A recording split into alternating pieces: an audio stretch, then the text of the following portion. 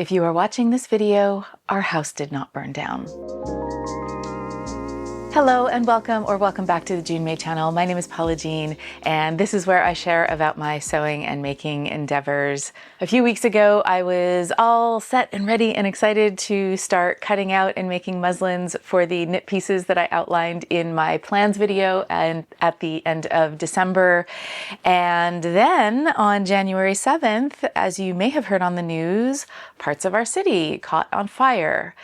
And we were closest to the Eaton fire in Altadena, so we did have to get a go bag ready. We did not end up having to evacuate. We were about 3 to 5 miles away from the nearest evacuation zone. We did lose power for a couple of days, but we're campers, so we have all kinds of gear and power banks and things like that. So losing power for a couple of days isn't that big of a deal for us. We do, however, have friends and families of friends who did lose their homes, their communities. It is quite devastating, just like you have probably seen on the news and over social media. And thankfully, now the winds seem to have died down. We did have a couple of wind events afterwards that were also quite precarious, and the fires are contained, and we had a couple of days of rain over the weekend, so that has really helped a lot. And now kind of begins the long marathon of recovery.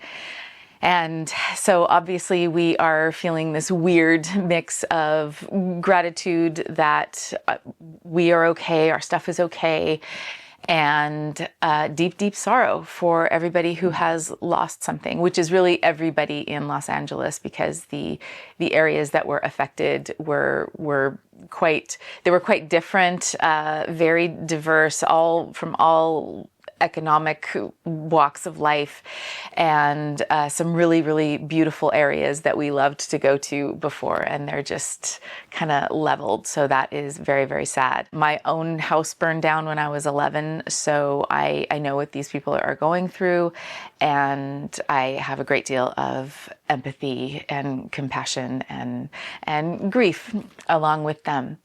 So with that said, as my husband and I were gathering our important things, my husband said a few things to me that got me thinking, and there were several things that were connected to my sewing practice that were quite inspiring to me. And so that's what I'm going to share with you here on this video. This is sort of a cathartic transition for me to get back into my regular sewing practice. It's just been a little bit weird emotionally, so this is kind of my way of doing that, and hopefully you will find some things in this that make you think about your own sewing space, your sewing tools, and that you will get something out of this as well.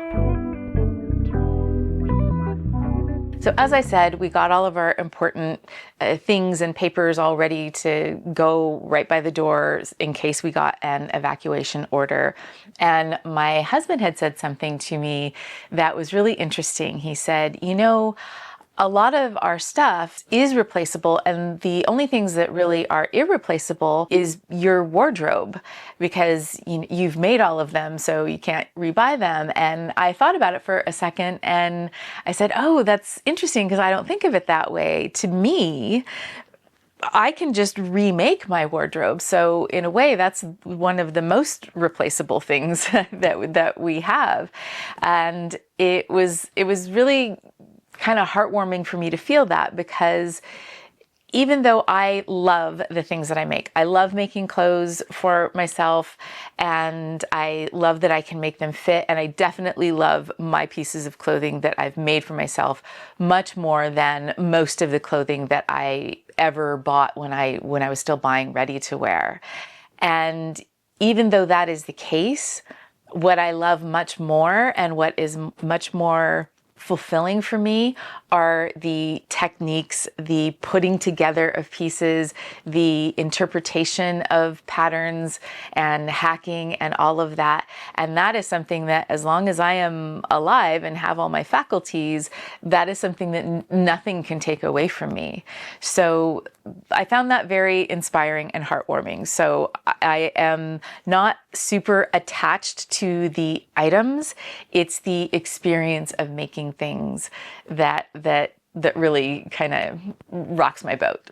And so that was a really nice thing to realize. And related to that, because most of the patterns that I have in my pattern library are by independent designers, I'd say like at least 90%, maybe even 95% of my patterns are from indie designers. That means that I have them all in PDF format in files on my computer, which is part of my Go bag, and they're all stored in the cloud. So yes, I've had to print them, and I've done the adjustments on them, and if anything happened, whether it was a fire or flood or hurricane or whatever, I might lose all of the things that I have already printed, but I can just reprint them. It's something that makes me feel even better about my drive to support small independent businesses, particularly that are women owned, and I will definitely continue that practice. During the time that our power was out, I actually used a few items that I regularly keep and use in my sewing room that were super helpful, mostly in the lighting department. And one of them was this neck light. This is so convenient. I use this all the time when I'm sewing in here at night and the overhead light casts a lot of shadows and I'm moving from like my sewing machine to the cutting table to the ironing board. This is fantastic because, so it's a neck light. As I said, you can operate the two lights independently. They have different temperatures and different brightnesses. This is rechargeable, and there's a button on the back that adjusts the temperature of the light. And I had not charged this before the power went out. And I wore this both nights for several hours. And the great thing about it is the reason I use it in my sewing room at night is because it puts light exactly where I need it. So the light goes down onto whatever table or surface I'm working on. And when the power went out, it meant that I can just walk around the house with it on, and it directed light exactly where I needed it. Sorry, I'm getting all of these like mixed up. But it cast light wherever I needed it, and it did not blind my husband when I looked at him the way that his headlamp was blinding me. So I highly recommend this. I will leave a link to this down below because I really, really love it. And also the arms are totally pliable and you can kind of direct light wherever you need it. I also have a foldable USB light that was also very handy. So this is one of the lights I keep on my sewing table. I use it to kind of cast light if the light from my sewing machine isn't quite enough, but it can either plug into the computer as a USB light. It also has a transformer, so you can plug it into just a regular outlet. And we have these small power banks that we have had for probably like 10 years or something. They don't even do a full charge of a newer phone, but we were able to plug that light into the tiny little power bar and it ran for like 3 hours. It's also a light that you can adjust the intensity and adjust the temperature, and it also turns and you can face it up toward the ceiling. And we found that that was kind of all that we needed to illuminate any area that we were in, like in the evenings when it was dark. So I'll leave a link to that down below as well, because it's really comes in handy. And we did not end up using candles, because we were like, fire, and also we had enough power banks and LED lights that we could illuminate the areas that we needed. But for candles, I really love these little mini candle lighters. It's just got a little extension on it, so it's not quite a full barbecue lighter, but it does allow you to reach into light like a tea light or something like that without burning yourself on a regular lighter. I always have one of these in my sewing room because I use it all the time for burning off threads. I use it a lot when I'm making lingerie. I know that sounds weird, but there's lots of little threads and elastics and fold over elastic and ribbons and things like that. And so I use this to just sort of seal the end or burn off any little threads that I don't want to risk cutting the fabric, like snipping scissors in there. So I always have this in my sewing room. I always know where it is. And this would also come in handy as part of your survival kit. On that note, so we live in an upper duplex, and we do have a back room that has our laundry and keeps all of our tools and stuff. So we have a place to keep all of that stuff.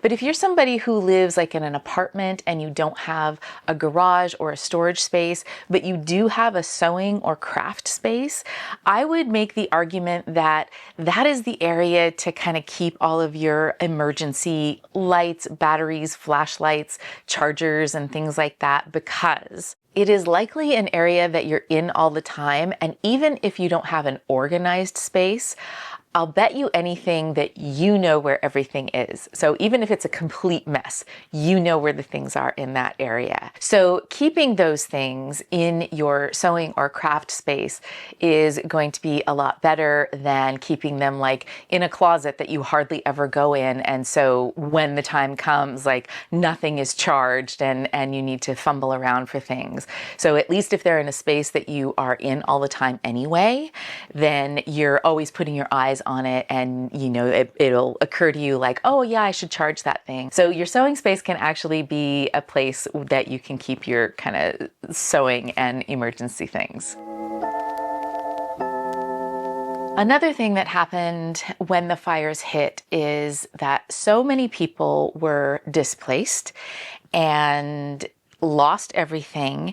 And if they were at work when the fires came and they didn't have a chance to go home and get their go bag, they had nothing. So there was obviously an immediate call for donations, and people, being the generous human beings that they are, flooded the donation centers with clothes and water and diapers and toiletries and all of the things that people would need.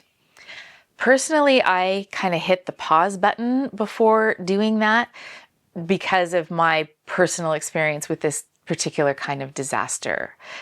So very soon after the call for donations went out, the donation centers had to put out messages to please stop bringing donations because people were just flooding them. They didn't have a way to organize and distribute. Something that I think people forget when people are displaced from their homes for any reason, they don't have a place to put things. They probably don't even have luggage. And that means that they are not able to completely replenish their wardrobe. They are going to be moving around. The shelter that they have is likely temporary. Their house is not rebuilt, or they haven't rented a new place.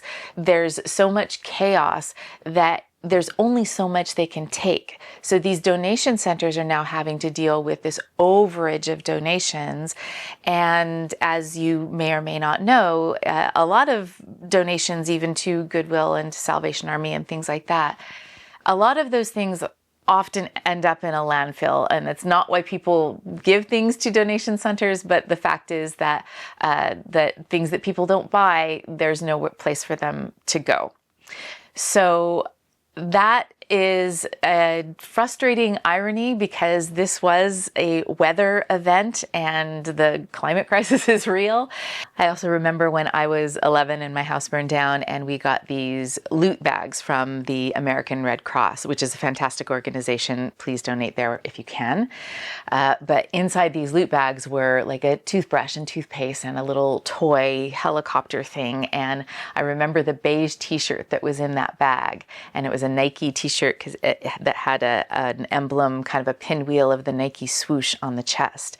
And as fantastic as it was to have this little bag of stuff when all I had was like the Holly Hobby nightgown that I had on, I was also really happy to outgrow that t-shirt because every time I wore it, it was a reminder of a really awful time in my life. And I imagine that for a lot of these people who have received all of these things that are great for their temporary displaced status, there's going to come a time when they also look at those things and they are reminders of maybe the worst time in their life. So that's just something that goes through my mind as I try to kind of wrestle with what this recovery effort is going to look like. So rather than take a bunch of clothes down to the donation centers that are overwhelmed, I decided to go through my closet and see if there were a few items that maybe I would normally think of giving away that I just needed to restyle. And I've done, you know, all kinds of alteration and refashioning videos on here. It's something I really enjoy doing. So a couple of the things I had were a pair of black corduroy pants that I had made a few years ago. I loved everything about them. They were the Lander pant pattern from True Bias, but I hemmed them too short. So I wasn't wearing them as much as I would normally because I kept trying to like kind of pull them down to make them longer, but they're a high-waisted pant, so it didn't work. And I did keep a little swatch of the black corduroy that I made them out of, and I had enough left over to add some length to it. So they're corduroy, and so once you press that hem in, it is baked in. And I wanted to make sure that I covered that up, and I wanted an inch more length. So I ended up adding a cuff, and this worked beautifully. And I now have the extra inch of length that I needed. It also adds some weight to the bottom, and because they're corduroy pants, they kind of feel like they're supposed to have a little bit of weight to them. And now I find myself reaching for them even in the few days since I did this. I already reach for them more. So that was fantastic.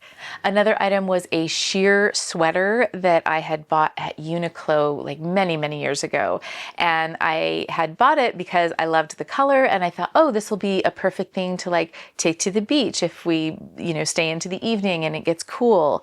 But I wasn't wearing it and I pulled it out and I was like, why don't I wear this? And I put it on and I realized that I had washed it and I think I had put it in the dryer and it shrank, and the body was fine, but it was a little too tight in the sleeves. And on top of that, there was a run in one of the sleeves in a very obvious spot. And because it's sheer, I didn't think that a repair, which I can't knit my way out of a wet paper bag, so I thought that would it wouldn't work so well. So I just cut the sleeves off. I left myself enough of a seam allowance that I could just turn that edge under. And now it's this great sheer sweater vest that I can wear just on its own, like over a solid color bra or a tank top, or I can wear it over things, and I am back to loving it again. I also had two long sleeve t-shirts that I wore as kind of underlayers, but they really weren't getting the wear that they should have. And I've had them for like 15 years. And every time I would pull them out, it'd be like, okay, it's serving its purpose right now, but they didn't really feel like me. So I decided to finally hem them because they were too long in the body and in the arms. And so I hemmed them. I also didn't love the depth of the scoop neckline on me. So I decided to do a little bit of ruching in the center front so that it would just be kind of a soft V and have a little bit of interest at the center front. Now I just think they look much better on me. They're more my style. So I'll get, I'm sure, many more years of wear out of them. And then the last thing that I did was the sweater that I am actually wearing right now. So this was an item that I got while I was doing a children's tour in Winnipeg, and they had this artisanal market nearby. And so this is a handmade, hand-knitted, it's kind of halfway between a short sleeve sweater and a sweater vest because it has this buttoned mock neck collar, but that's the only place where there is a closure. And I was finding it really difficult to style. So even though I loved the colors and I thought it was really unique and I've kept it in my drawer all these years, I would maybe pull it out once or twice a season and put it over maybe one of those long sleeve t-shirts.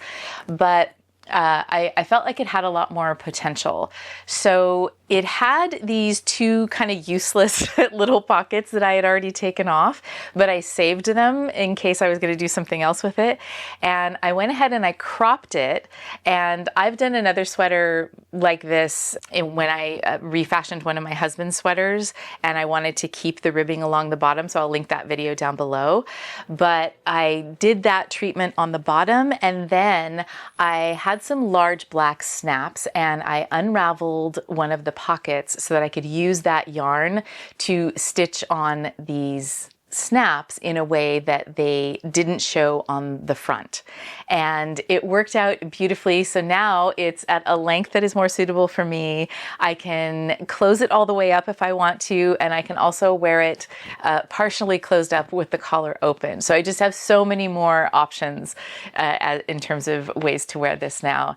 And now that I have done this, it's helped me to bridge that time period where there's some survivor guilt that undoubtedly happens when you're in a place where a disaster has happened, but it hasn't directly affected you materially. There's been disasters all over the world, and I'm sure there's many people out there who can resonate with that sentiment. With that, thank you so much for watching this video. I know it's kind of a weird one, but thank you if you have stuck around. I'm looking forward to getting back to my regular sewing things. I'm still excited to get to those knit pieces and show them to you guys. So that's hopefully what I'm gonna do in the next couple of weeks. In the meantime, take great care of yourself, take great care of the people around you, be kind, and I will see you next time.